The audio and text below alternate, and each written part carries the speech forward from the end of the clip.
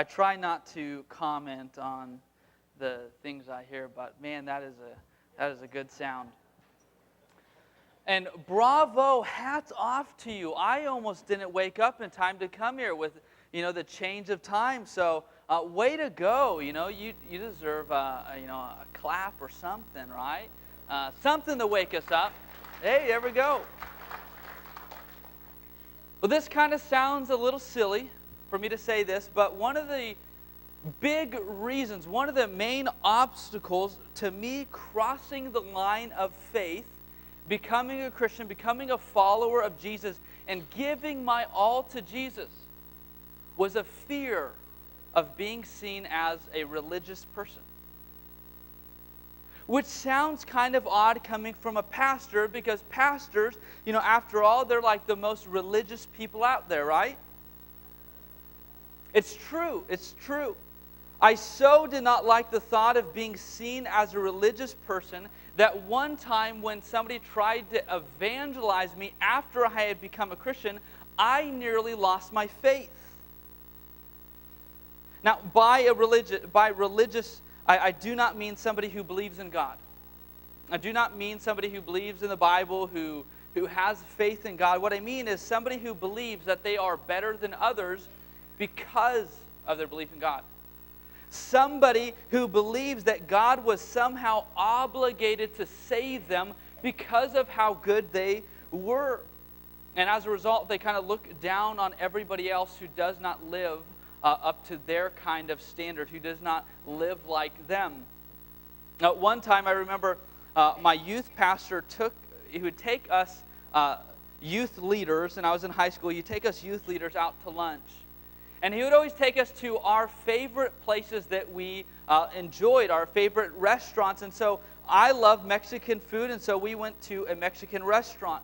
And when I got there, this is in Oregon, I ordered an Oregon burrito, which if you know what that is, I would be amazed. But the Oregon burrito was, you would get this giant tortilla, and you would shove as much food as possible that could fit into this thing, and then you'd eat it, right? That's the Oregon burrito, the Oregon way, right? And so I ordered this off the menu, we sat down, we ate our food, and we just talked about life. We talked about how things were going, and it was a great, memorable time. But then out of the blue, a lady up at the counter made this slow stroll toward our table. And I guess she probably thought that Tom was dealing with one of those kids in crisis, those troubled teens, as I was sitting at the table. But as she walked over to me, her focus, she had this laser focus on me. Her eyes didn't shift as she walked toward me. It was very clear that I was who she was going after. And when she got to our table, she had this sweet smile on her face. And then she handed me this small folded up piece of paper. And so the courteous thing to do is to take that. I didn't want to take it, but I reached out and I took it and I thanked her. And then I waited. I waited for her to say something. I waited for her to explain what in the world that she just handed me. But instead, she kind of pivoted and she walked out the door without saying a word to me. Needless to say, I was a little bit curious about what in the world this paper had. I hoped that she had secretly slipped a $10 bill in there. I'm a high school student at this point, right? And so I opened it, and instead of $10, I found an explanation of the fact that I was a sinner in need of God's grace. And let me say, looking back today, that I'm very thankful that she was willing to point me in the right direction. But if I'm being honest, in that moment, being transparent with you, I really considered walking away from my faith at that lunch table. I considered giving up and walking away. I was so offended about the thing that she handed me. And I wasn't offended of the plan of salvation that was on the paper. In fact, I believed that what the words on that paper were true. I was offended that she did not even take a few seconds to get to know me. I was offended that she did not take a few short seconds to get to know my story about who I am, because if she knew that, she would have known that it was the youth pastor across the table getting lunch with one of his youth leaders. And she never said hi. She never learned my name. She never learned my story. And I was frustrated because I felt like I was a project. I felt like I was being evangelized at a distance. That it was almost that she couldn't, and I don't know her heart, but it felt like to me that I was not worthy enough to have a conversation with, but I could be handed the plan of salvation. And I remember telling Tom as we sat there with the food, I said, Tom, if I wasn't already a Christian, this would have pushed me further from Jesus. That impersonal tactic of telling me about Jesus without being like Jesus and getting to know me made Jesus less attractive to me.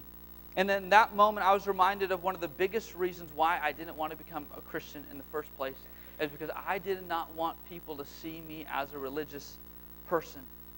And I'm thankful today, I'm so thankful today that I had people in my life who invested in me, who connected with me, who related to me, and who told me about Jesus.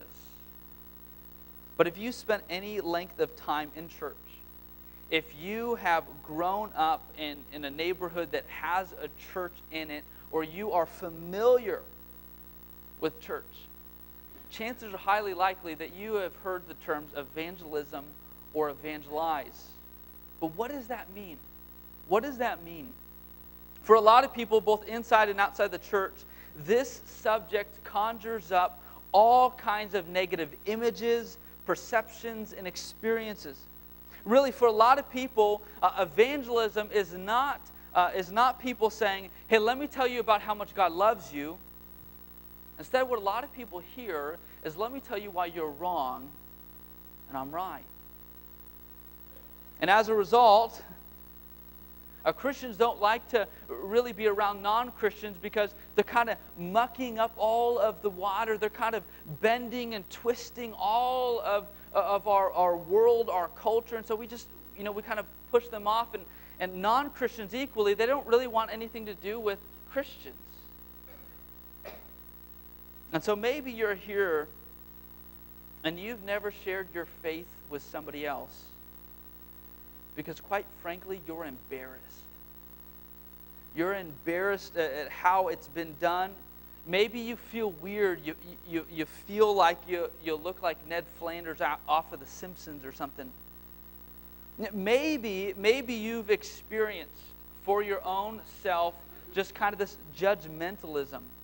And sometimes how people share their faith, and it's kind of turned you off from Jesus, and you haven't really been interested in getting to know, or maybe you're just coming back around, but you've been turned off for a long time of sharing your faith or even considering Jesus because of how it was communicated to you. Here's the irony.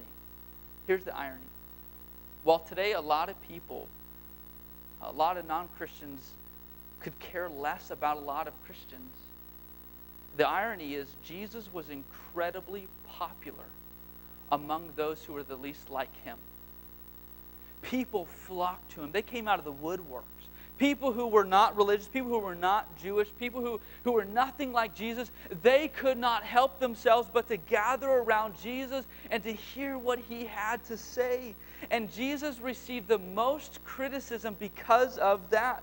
The Jewish leaders criticized Jesus the harshest because of his popularity among those who are the least like him. And today I hope to unpack one of the key characteristics to what I believe made Jesus so magnetic to those who are the least like him. But before we get there, I want to recap last week. Last week we began this new sermon series called Life on Mission, where we looked at Jesus teaching his disciples and us a really important fact about what Jesus came to do. That Jesus came and he had a mission, and his mission was to rescue people.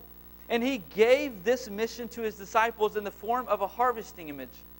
But when he talked about this mission, he revealed something so profound about it. He said the harvest is plentiful. The harvest is plentiful, but the workers are few.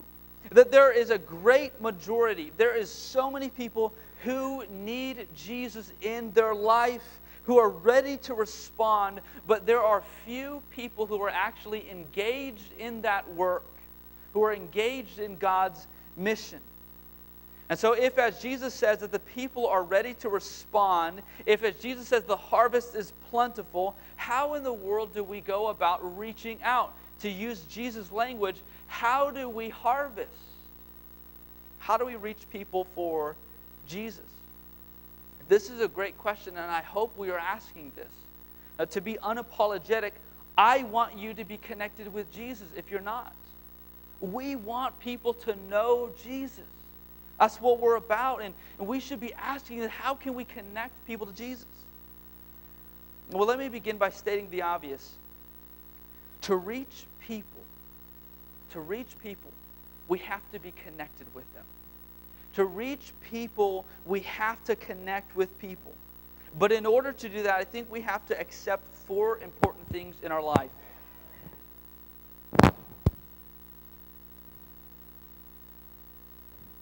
Maybe I should have taken a point out. We need to accept 4 points.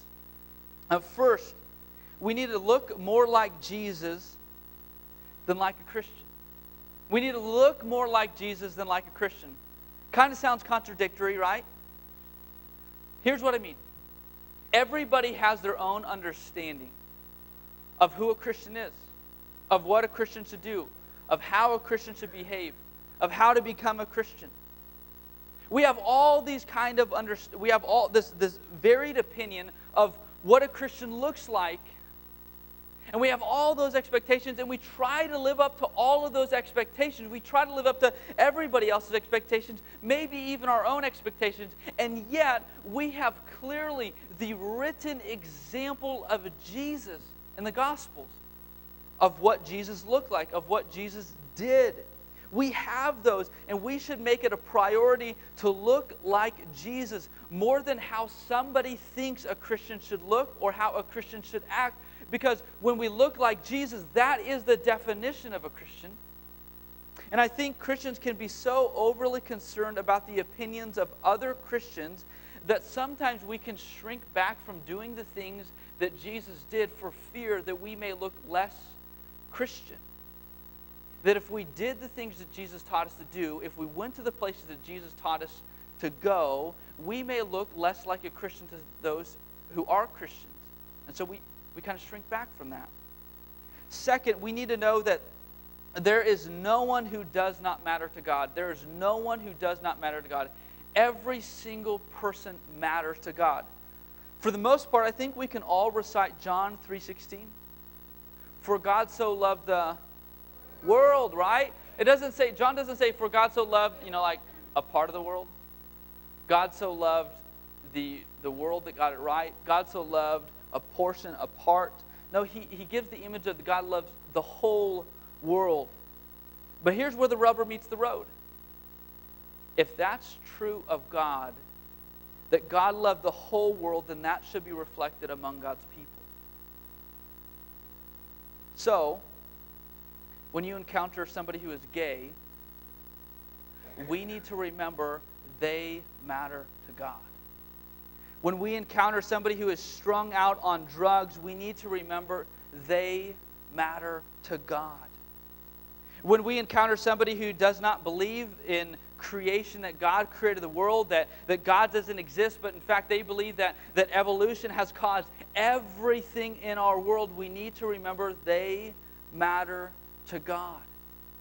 When we encounter somebody who looks at these new abortion laws and sees reason for celebrate, we need to remember they matter to God. There is not a single person on planet Earth that does not matter to God. Every single person God loves, God cares for, God values, God wants them to spend eternity with Him, regardless of who they are, regardless of what they've done, and regardless of what they believe.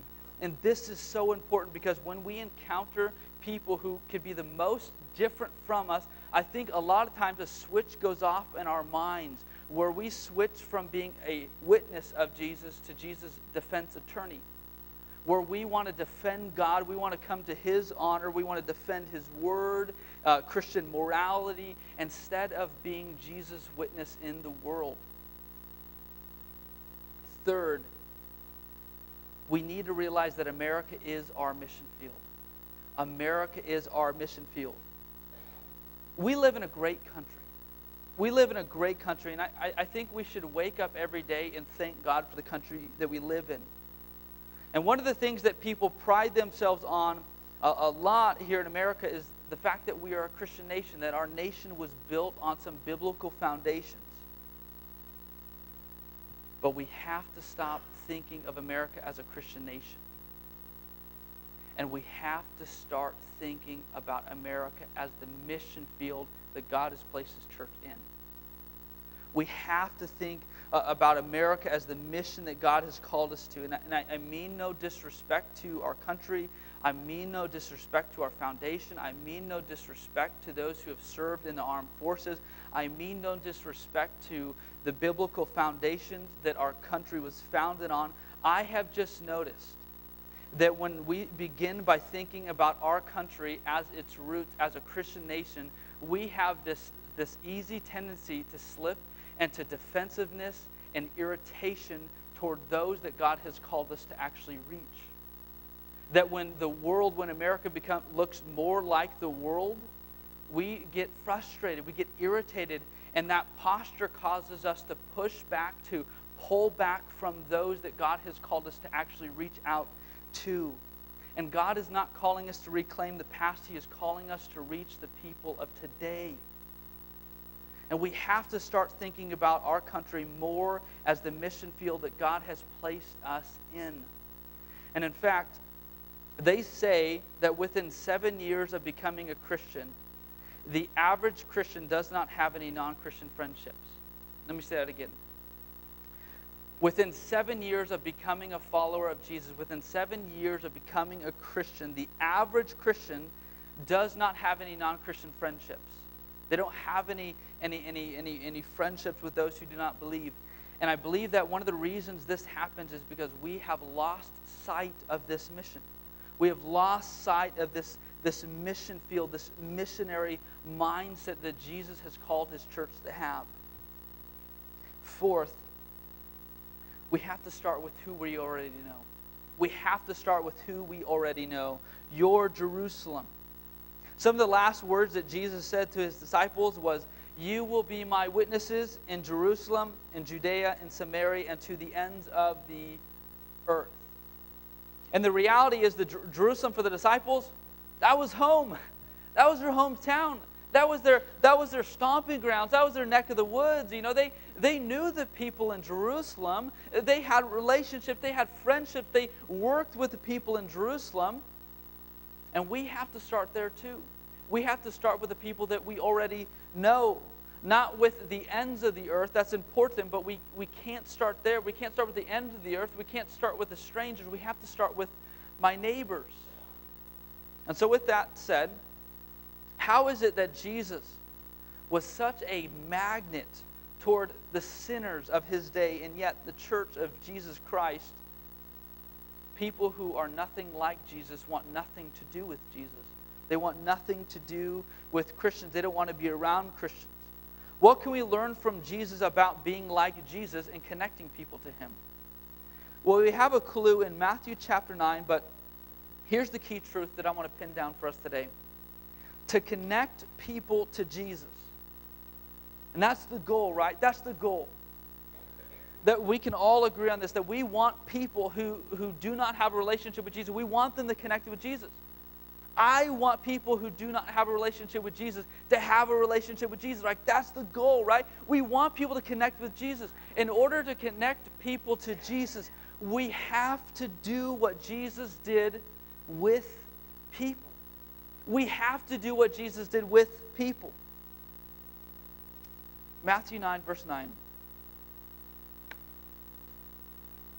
As Jesus went on from there, he saw a man named Matthew sitting at the tax collector's booth. "Follow me," he told him. And Matthew got up and followed him. Maybe a little bit of background. Jews hated the oppression that they experienced under the Roman Empire. They longed for the day that they could finally again become the independent nation that they once were, instead of being ruled and dominated by another country. But when Rome came to power and they took control over the Jewish people, they forced them, they caused them to do things that they would not otherwise do. They also recruited some of the Jewish people, some of their own people, to betray the people. They recruited Jews to betray other Jews by collecting taxes for Roman revenue. And what the tax collectors were told is that they were to collect a certain amount of tax from people, and then whatever they collected on top of that, that was their income. That is what they made. And so if Rome said, "I want you to collect 5% from every person," and they collected 10, they're bringing home 5% from every person. They could make virtually an unbelievable amount of money. And as a result, the Jews were so hurt by their own people. They felt so disowned that they disowned these people because of the betray. And as a result, tax collectors, they didn't really have any friends. They didn't have any people that they can trust other than those who had already been rejected by the leaders. The people who have disowned them, they couldn't go to them, so they went to the other people who have been disowned. And that's where the story takes place. Jesus is walking from the shores of a sea. He sees a man who's paralyzed. He heals them. And then he encounters a tax collector. And we don't know exactly where this tax collector is in this story, where he's located. We guess that he's not too far from the shore. Likely that when people port and they are taking their goods into the town to sell the town, the tax collector's there to collect his money. He's there to take some of the goods, some of the revenue that they had, that they were going to support their families with. The tax collector was going to say, "Hey, I need that money." And most people, if they didn't owe this tax collector some money, they would have just walked by him, completely ignoring his existence. And I suppose had Jesus done that, Jesus would have been praised for taking the moral high ground. That Jesus would have been praised for showing his upper morality by ignoring the man. And maybe one of Jesus' disciples, as Jesus kind of snubbed the man, maybe Jesus, one of the disciples, they kind of turned the corner. Peter would have been, "All right, hey, way to go, Jesus," and went to give him a high five for ignoring him. You know, I bet Jesus would have won favor with the religious community if he did that. But Jesus does not do that. He does not act like the rest of the world. Look what he says. He tells Matthew, "Follow me." Instead of ignoring this man, Jesus invites this man not to just come along. Jesus invites him to be his disciple. That's radical. And if you were one of Jesus' disciples, he would have made you so uncomfortable. You would have been feeling like you were walking on your tiptoes, not knowing what's going to come next. And I bet that if Jesus were around today recruiting people to be on his team, recruiting people to be his disciples today, that I think few Christians would be willing to follow where he led, because he would make you so uncomfortable. And here's what we should know about Matthew the tax collector. As a Jew in the first century, you wanted Matthew to suffer for the things he's done. You wanted Matthew to be punished for the crimes. And if it were possible to get away with hurting Matthew without having Rome pursuing you and arresting you, I'm sure that Matthew would have been dead already. But the reality was because they couldn't do that, they did the next best option, and they made him feel like a nobody. They made him feel like he did not exist. They completely ignored him. And if Matthew had any hope of a second chance, if Matthew had any desire to repent, to change his ways, the burden of change was on his shoulders completely.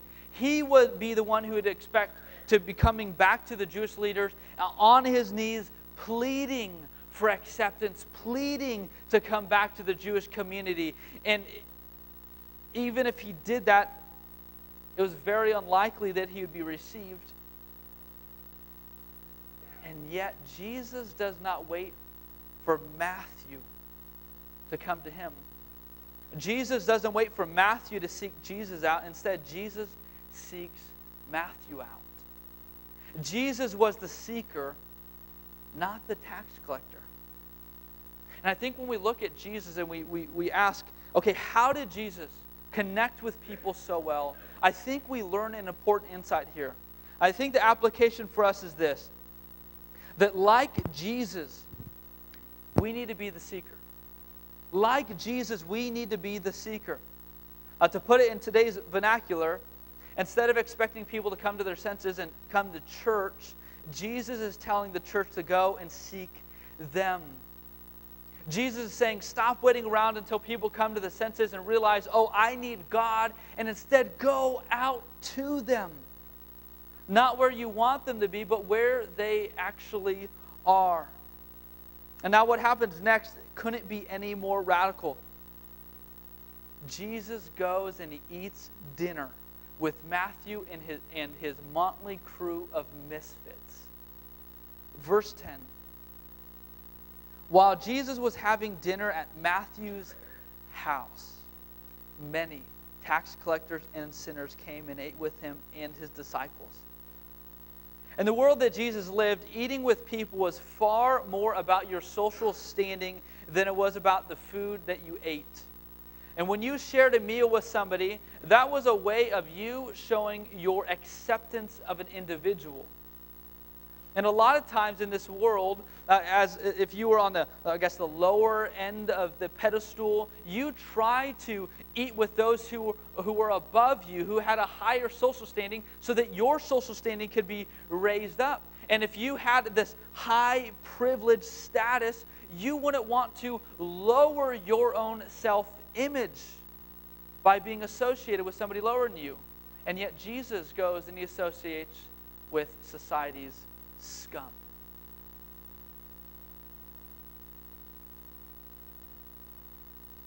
And look at who his disciples are eating with. Tax collectors and sinners. You have rotten thieves and society's scum. The sinners, they would have been those who lived sinfully rather than religiously, and they probably didn't give a rip what anybody else thought about how they lived. And I'm sure Jesus' disciples, when they saw the guest list that evening, they would have lost their appetite, thinking, I can't eat with them. I can't be associated with them. Jesus, do you know what they've done? Jesus, do you know what they do? And here's the craziest thing of all. As far as we can tell, they enjoyed being around Jesus. They didn't feel condemned. They didn't feel judged for their way of living. In fact, they felt loved. They were drawn to Jesus. But not only that, but what else is shocking is it seems like Jesus seemed to enjoy himself too. And for us, here's what I think that means. I think it means we need to build bridges, not barriers. We need to build bridges, not barriers. And if you think about the magnitude of what Jesus does, he was building bridges with those who were furthest from God. He was figuring out ways that he could connect with people who were the furthest from God. And it seems that today in our world, people are more focused on making barriers with people than building bridges with people. People are more focused and overwhelmed and have this hyper focus with the differences of people that we don't want to build bridges with people, that we're focused on maybe what they think politically, what they think religiously, what they do morally, and as a result, we focus on those, and those keep people from crossing those lines, from trying to figure out a way to build a bridge and get to know them. And I think this is not just true in the world, I think this is true in the church.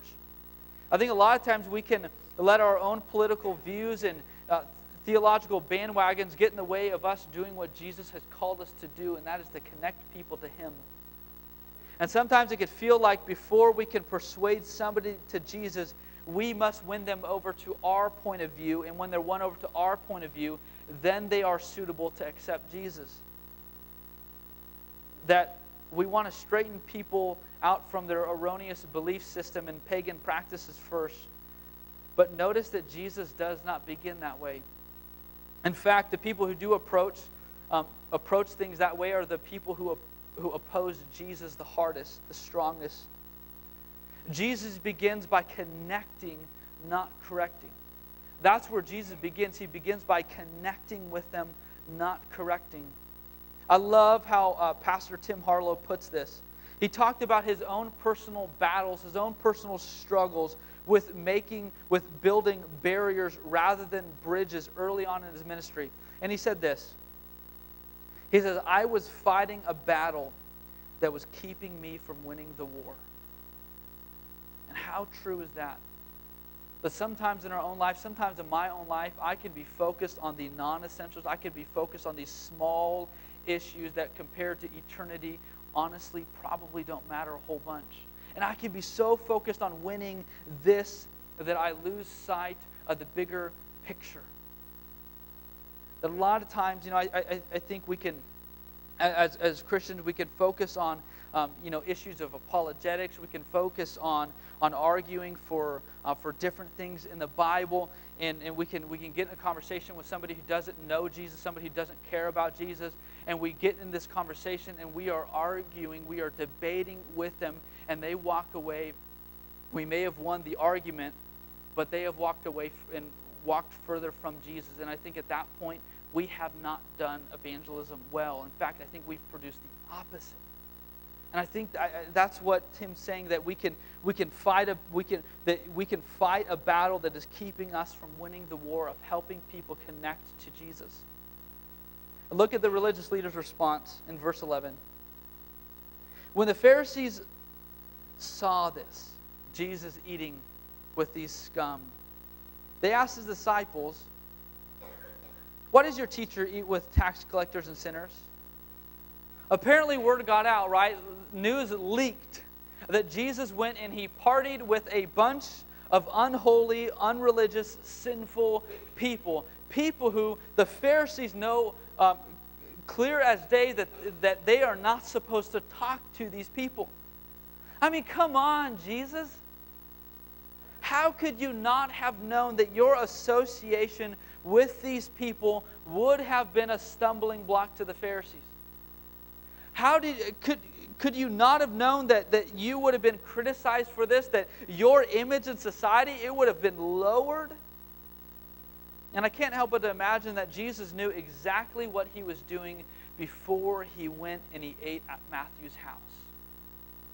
I bet he even knew what people would think of him if he walked through the doors of Matthew's house. And guess what? He still did it. Continuing in verse 12.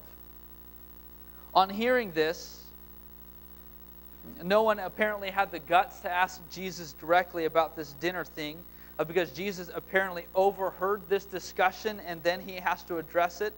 On hearing this, Jesus said, "It's not the healthy who need a doctor, but the sick. But go and learn what this means. I desire mercy, not sacrifice, for I have come not to call the righteous, but the sinners." And there it is. Jesus reminds us of the real win. It's not about being right. It's not about changing laws. It's not about correcting. It is about connecting people to Jesus. And to do that well, it requires us to be a living witness, to be a living witness. That is that we witness to people through our everyday life, through our everyday activities, through our everyday words. Kind of like, well, eating dinner with somebody.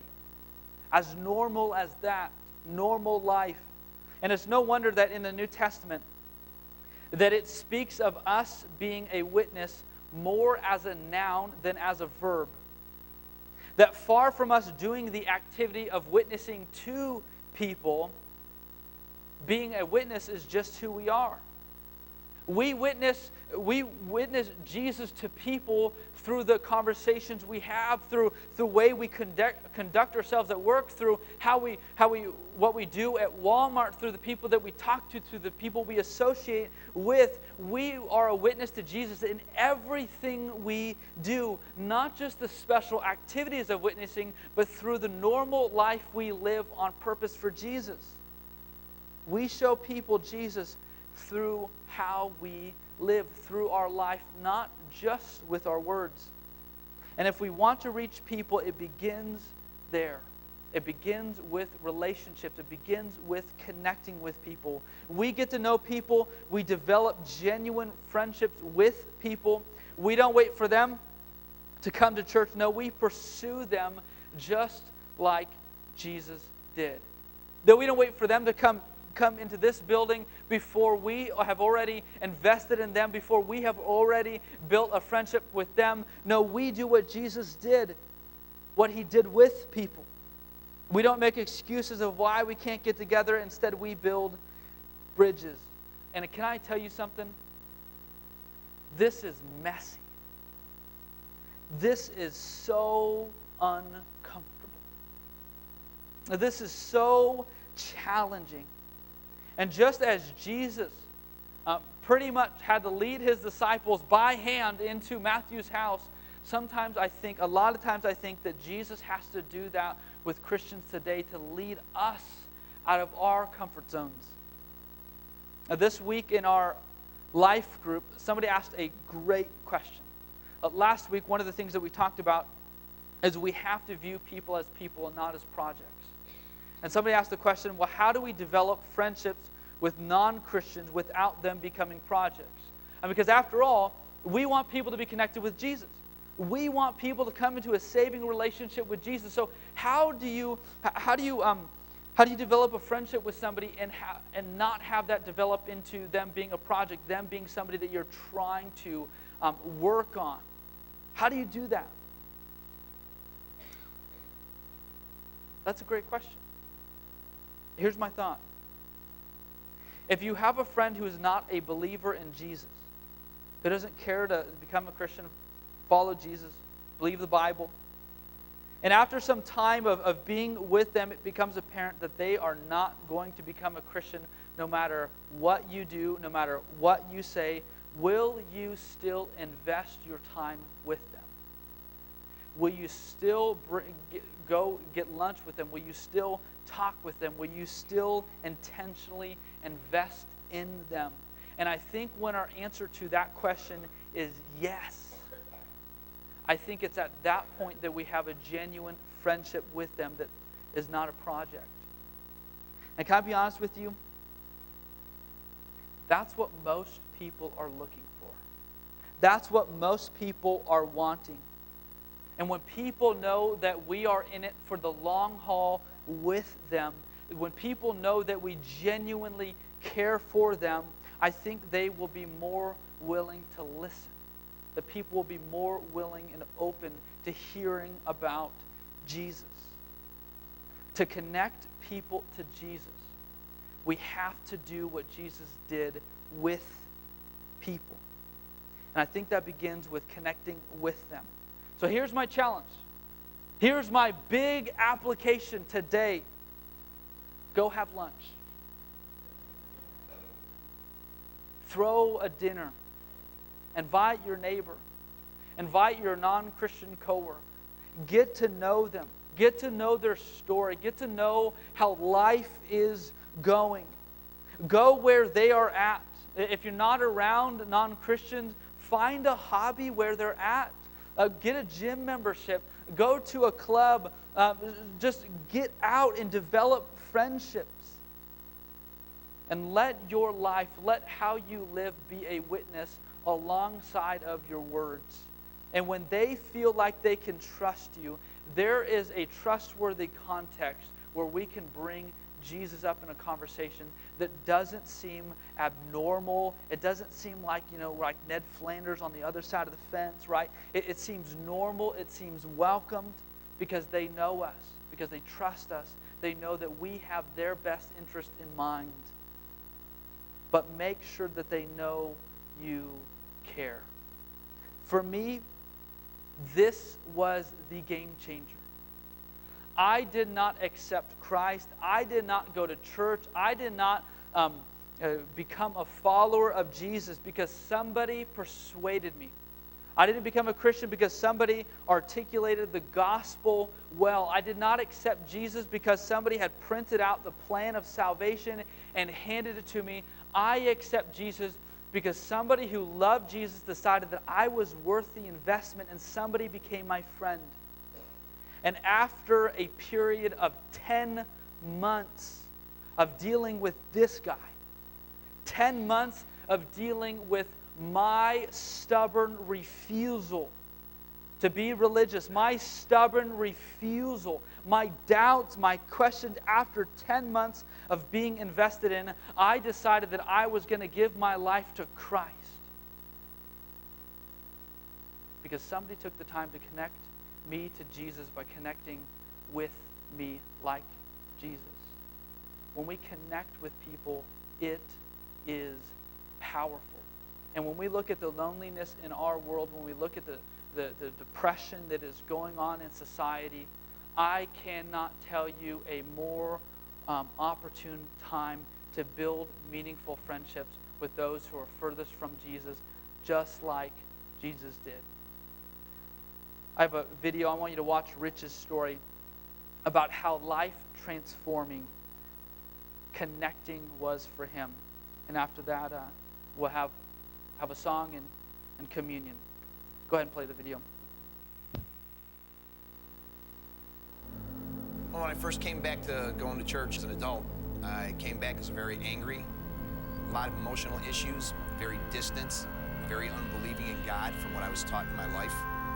Just basically 35 years of being a non-believer.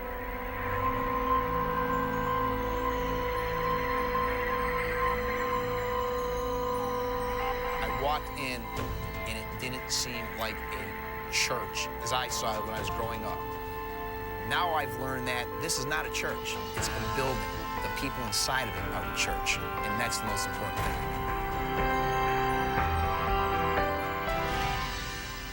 I had come back to the church first to support my wife.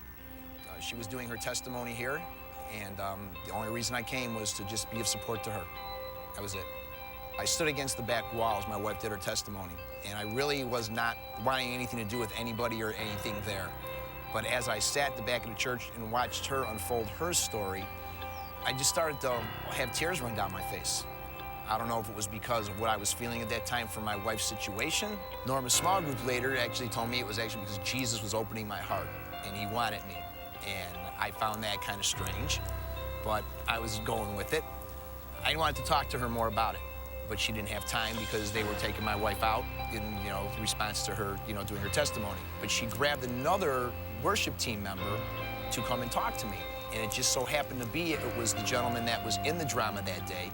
So he took about an hour and a half of his time after church to talk with me. He says, why don't you come back again next week and just see what happens? And I was kind of like standoffish about it. I was like, I really don't think. And he's like, just give it a try for her. I was like, okay, no problem.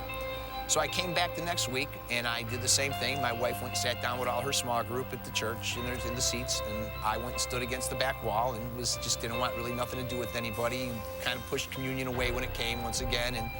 But once again, as I'm standing against that back wall, I started to cry again. And it was just uncontrollable, and I just didn't understand it. And that's when I finally realized that day that my heart was actually really, really starting to open. Now I'm learning that it's not the way that I was taught, and there's more to God and to Jesus than just following a bunch of rules. And that's what really stuck out to me. After service, I got back together with one of the gentlemen that I had talked to the previous week. They actually got me to come back. And he had actually said to me, I'm going to start a small group, and would you be interested in that? And I was like, well, what's a small group? He said, well, it's when we get together and we study the Bible and we talk about Christ and this and that. And I was like, you know what? I'll be honest with you. I said, you got me to come back, and I'm noticing something that's happening in my life. I go, I feel something. I go, so you know what? Out of respect for my wife and just for you for taking the time to talk to me, yeah, I'll give it a try. So that's when I started my journey getting into small groups. The decision to make Christ my Savior actually came pretty quick. So I came to church in August. I started a small group in September, and I do believe I was baptized just the weekend before Thanksgiving. When I went into that water and came out, I felt so refreshed, so clean, and it was like all that anger that I was carrying for years was gone. And the best thing about that was I made a decision at that time was because I was given a clean slate that anybody that had wronged me in those 35 years that I had been away from God got a clean slate with me. Because if I deserved it, they deserved it. If we would not have had the people in our life that reached out to us from this church in our darkest time, in my wife's needs when she was going through her situation, I actually don't think that I would have ever come back to a church. I don't think I ever would have become a Christ follower. What I saw when I had total strangers reaching out, not only to my wife, because these people were her friends, but they were total strangers to me. And these people were ministering to me as much as they were my wife. For a person that was away from church for 35 years, I look forward to being here every weekend. I enjoy serving in the ministries. For a lot of people who know me my whole life and hear what I'm doing now, when they hear that I work in ministry at our church and I counsel with people and I help others, they are completely just blown away by it because it's not the type of person I was growing up.